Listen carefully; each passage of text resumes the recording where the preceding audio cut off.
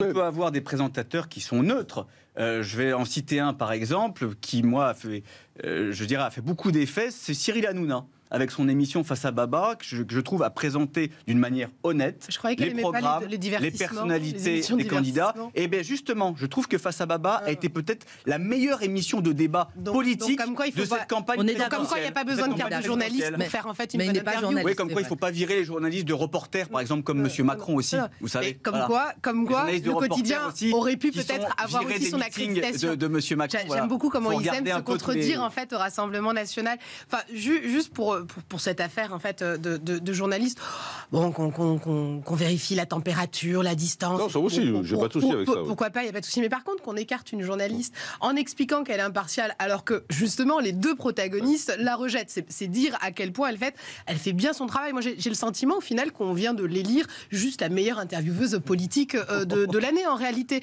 parce que réussir en fait à être opposée en même temps à Macron et à Marine Le Pen, je trouve qu'au contraire, elle brille suffisamment. Maintenant, si on a peur d'avoir... qu'elle brille, hein.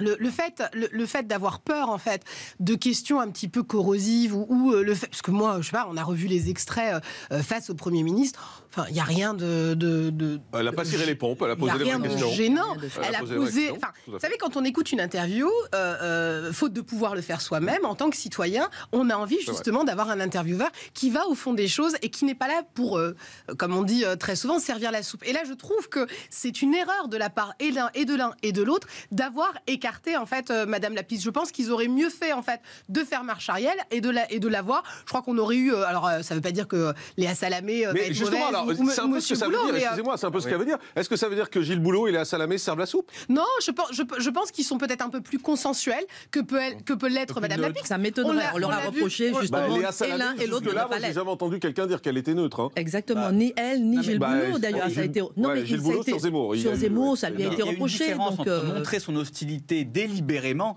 et excusez-moi. Elle a montré son hostilité délibérément. Vous posez des questions, c'est montrer votre hostilité. Les deux présentateurs, quand ils vont poser des questions aux candidats, il ne faut pas que sur leur visage, on voit l'hostilité ou on voit le mépris. Avec Madame Lapix, on voyait ça lors des différentes émissions où Marine Le Pen était présente.